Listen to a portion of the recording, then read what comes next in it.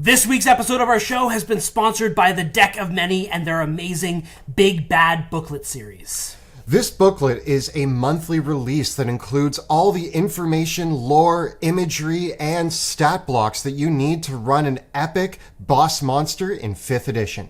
Available as both a digital print and play and in hard copy, this month's release features the God of Kings, a terrible entity imprisoned in a stone prison for their attempt to try to take over the divine pantheon. Every monthly release has a print and play PDF and all the reference cards that you need to roleplay and run an incredible epic boss battle at your game table. So check it out in the description below or head to bigbadbooklet.com to sign up now. And now, onto this week's episode.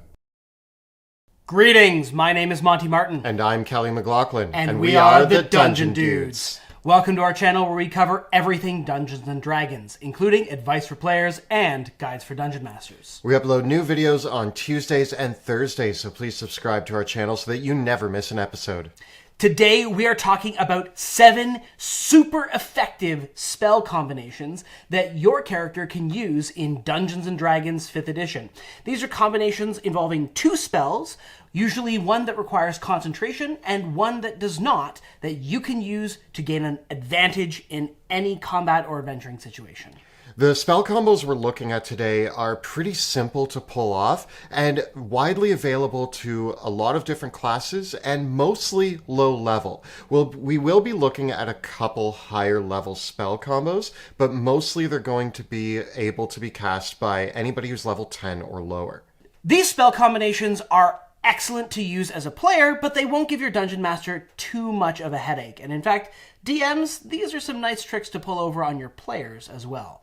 There's lots to discuss, so let's get rolling. The first spell combination that we're looking at, which is a spell combination for all you clerics out there, and we are calling it Ring the Bell. It is the combination of Toll the Dead and Spiritual Weapon. This one is a great way for your cleric to contribute some extra damage in the midst of a combat while maintaining concentration on whatever their big spell is. The combination is pretty simple. You use your bonus action to cast Spiritual Weapon to attack an enemy, and then you use your main action to cast the cantrip Toll the Dead on that same enemy. Hopefully you got a little bit of damage in on that enemy with Spiritual Weapon, so you can be rolling d12s for Toll the Dead instead. What's great about this combination is that these are 2 spells that are already widely loved by most cleric players. And the best part about Spiritual Weapon is that it doesn't require your concentration.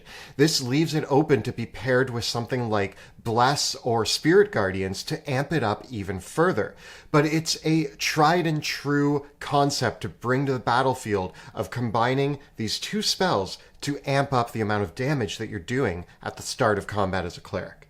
Well, this combination works really, really well as the bread and butter for any cleric. Wizards are not to be outdone. Be sure to pack along your Dragon Kibble, this fantastic combination of Find Familiar and Dragon's Breath. This works very, very simply. Your Arcane Familiar as a wizard can normally do lots of cool things in combat, like take the help action, but it can't attack. It can still take other actions, though. And the Dragon's Breath spell, once you cast it on a willing creature, they gain the ability to take a special action where they get to exhale or spew a 15-foot cone of Draconic Fury, dealing one of several different elemental damage types to creatures that fail dexterity saving throws. Your familiar can use this action. So by feeding your familiar some Dragon Kibble, they'll be able to fly in over top of your enemies, spew acid on them, which end it comes out of is up to you, while you merrily cast some other cantrips or other spells, helping your allies out in battle. The other awesome thing here is that this works exceptionally well with Flying Familiars. Flying Familiars can soar over top of a group of enemies and rain down on them the Dragon's Breath attack, giving them a diameter of 15 feet. So it's not the biggest area of effect, but it's a nice little touch to add to a familiar that's going to output a bit of extra damage and take care of a group of smaller enemies. The range on Dragon's Breath isn't long, it's 15 feet, but that's enough to keep your familiar out of arm's reach of any melee attacks that your enemies might have. The next combo that we're looking at does require either a Nature Domain Cleric or possibly a bit of multiclassing or the Magic Initiate feat. This is one that we are calling Cool Whip, which is the combination of Thorn Whip and Spirit Guardians. Now, Spirit Guardians is one of our favorite spells to take in general if you have the option to take it. It creates a damaging aura around your character. Creatures that enter the area or start their turn there take 3d8 damage. They can make a Wisdom saving throw to half that damage, but either way, they're taking some damage when they get into your area of effect. One thing to bear in mind with Spirit Guardians is that enemies don't take the damage if you move and bring them into the area. If they don't take the damage till the start of their turn or unless they enter the area. When you move over an enemy and thus put them in the area, they don't take damage from that. That's where Thorn Whip comes into play. Thorn Whip allows you, when you hit a creature with it, to pull it 10 feet towards you. The goal here is not to pull the enemies right up to you, but instead just into the area of effect of your Spirit Guardians. Now they take the damage when you pull them in, and they take the damage again at the start of their turns. If you're really lucky and you have an ally also around there that now can engage that enemy so that they can't move up to you, on your next turn you simply move away and pull them again, and you continue this until they die. And if they do die, you just start it again with another enemy. Speaking of thorny situations, druids and rangers out there might want to consider the combination of using some of their own spike and thorn themed spells, particularly the combination of spike growth plus plant growth. This is a 2nd level spell and a 3rd level spell, and what you may not have noticed about plant growth is that it is a spell that does not require your concentration. Spike growth, however, does. So the idea here is to create an area of a spike growth and then layer plant growth on top of that. Now, one of the things that might require a little bit of DM interpretation here is that the plants that you conjure with spike growth cannot necessarily be the ones that you magically alter with plant growth. So you do need a natural area, such as an area of grass or wildlands, to execute this combo in. But here's the interesting effect from this. Not only do enemies face the difficult terrain of the spike growth, as well as the damage caused from moving through that area, plant growth doesn't create difficult terrain. It creates an area where 1 foot of movement costs 4 feet of movement. So a creature's movement is halved by difficult terrain, and it is also now facing the additional cost of the extremely slowed movement by the plant growth. What it really comes down to here is whether your dungeon master interprets this combination as being additive or multiplicative. If it's additive, then a creature needs 6 feet of movement for every 1 foot they move. Thus, to move a 5-foot square is going to cost them 30 feet of movement, the entirety of a normal creature's movement. If it's multiplicative, then in this case we can interpret this as 1 foot requiring 8 feet of movement, basically immobilizing creatures that are in this area, depending on how you interpret it. And the whole time they're going to be taking damage. Pretty brutal area to have to trudge through. If you're in the midst of a wilderness encounter, the Field of Thorns, as we're calling it, is going to stop enemies in their tracks, stop them from chasing after you, and if they continue to pursue you, they're just going to have to trudge through this Field of Thorns, taking damage the entire time. And another thing to keep in mind is that there's no saving throw against this. So unless the creatures that you're targeting with this area have some form of teleportation or can fly, they're stuck there. And considering that this is a combo that you can pull off at 5th level, it means that there's not a lot of enemies at that level that are going to be able to do much against this. It can be a really debilitating combo for all of you rangers out there. And finally, because this spell doesn't create any sort of obscuring mist or anything that blocks line of sight, you can pelt them with ranged attacks the whole time. Maybe that makes it a little bit less effective against an enemy who also has ranged attacks. But considering that they're stuck there and you just get to keep shooting them, and there's nothing here like web where they can roll to break out of anything. They're just stuck. Just like Field of Thorns uses natural terrain to really make it come to life, the next combo that we're looking at also requires a bit of tricky terrain situations as well as careful planning on the caster's part. If you're nearby a body of water or in an enclosed space that has water in it, more specifically, you can use what we're calling Undertow. This is the combination of control water and water breathing.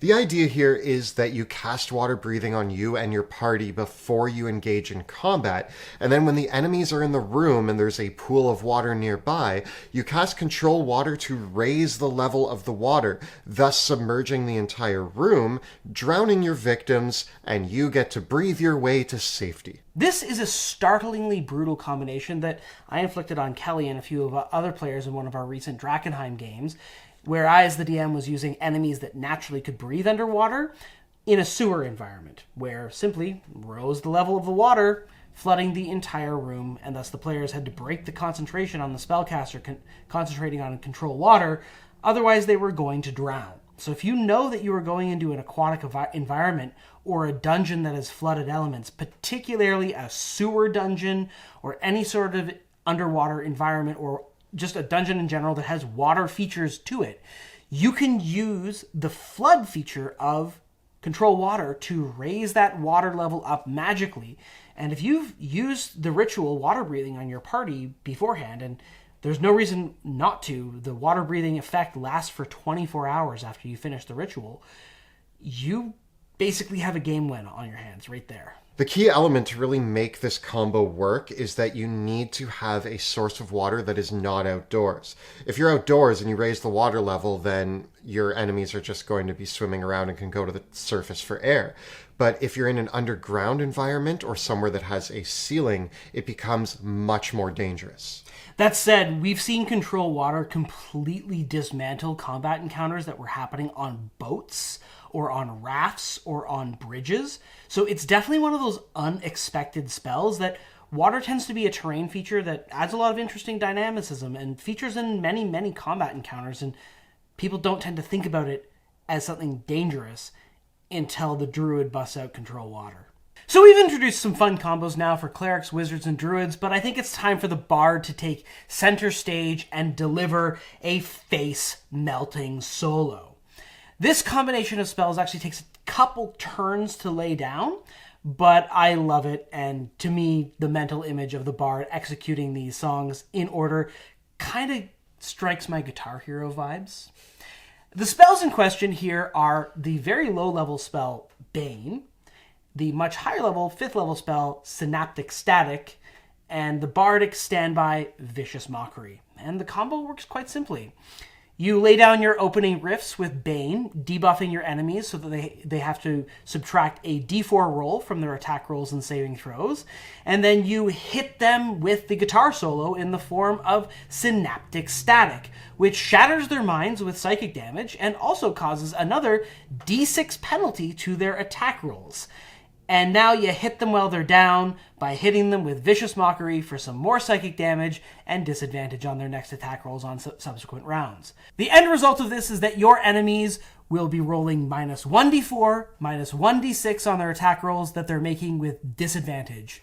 Good night, Springfield. There will be no encore. That's a tough act to follow, but like any good song, this takes a little bit of time to set up. You will have to build this over several turns, but a bard who's sitting on the back lines, constantly debuffing the enemies, each step of this is going to help your whole team out. So casting Bane is going to be removing that D4, which is actually going to help you land Synaptic Static. So even though this is taking 3 rounds, every step of the way is adding a lot to contributing to the battle. Talk about the perfect harmony of spells. The only thing you gotta watch out for with this one is that you don't hit a bad note, because enemies do get saving throws to shake out a Synaptic Static and Bane. The other thing that you might want to watch out for is that wizard with terrible taste in music that shuts you down with Counterspell. Now, talking about Counterspell, it's a spell that I both love and hate. I love it when I have Counterspell. I hate it when my enemies have Counterspell. And that brings us to our final combo, which is the combination of Globe of Invulnerability and Counterspell. This ends up being the perfect way to automatically win a wizard duel. Now, one of the important notes about Counterspell is that it doesn't target the spell itself, it targets the caster. So if your caster can't be targeted or can't be seen or otherwise Counterspell can't be used against them, then that's going to create a problem. The final point about Counterspell is that it has a range of 60 feet. So even besides this combo, one thing to keep in mind is that a lot of other spells have a much larger range. Fireball has a range of 150 feet. If you're standing 150 feet away, you can't get Counterspelled. But not all combats take place in a wide open area, and sometimes you're forced into a position where you are much closer to the other spellcasters. If you are worried about overcoming a group of enemy spellcasters who are going to be packing Counterspell, the ace in your hole is Globe of Invulnerability. Globe of Invulnerability is quite simple. It's a 6th level spell that once you cast it, spells of a lower level are blocked within the 10-foot radius surrounding you. You can't be affected by these spells. You simply cast Globe of Invulnerability 60 feet away from whoever is able to cast Counterspell or before combat, and you walk in and start throwing your own spells like a boss because they can't Counterspell you now. Globe of Invulnerability is in place. They can't even dispel it either because Globe of Invulnerability blocks Dispel Magic. This is the highest level combo that we're looking at today, with Globe of Invulnerability being a 6th level spell, but it is a very underrated spell that pretty much every wizard should take. Yeah, and you can then use Counterspell yourself while you are in the Globe of Invulnerability to block any other spells or effects that your enemies may want to put into play, thus counteracting that classic, they counterspelled my counterspell type of thing. No, you just win that war by laying down Globe of Invulnerability and making sure that they never get another spell in for the rest of the battle. So this has been a look at 7 super effective spell combos in Dungeons & Dragons 5th edition. We've been taking a look at a lot of different spell combinations, and we have more videos planned, but we'd love to hear about your favorite spell combinations in the comments below. The videos that we create on our channel are made possible thanks to the incredible generosity of our Patreon supporters. From both Kelly and I, a big thank you to everyone in our Patreon community for your continued support in making the work we do here on YouTube possible. If you enjoy what we do here, please consider joining our communities on Patreon by following the links in the description below. And don't forget to check out our live play Shadows of Drakkenheim, which airs Tuesday nights at 6 p.m. Eastern at twitch.tv/dungeon_dudes. You can find all the previous episodes of that campaign right up over here. And you can hear much more from Kelly and I talking about all the awesome spells in Dungeons & Dragons 5th edition right up over here. Please subscribe to our channel so that you never miss an episode. Thank you so much for watching, and we'll see you next time in the dungeon.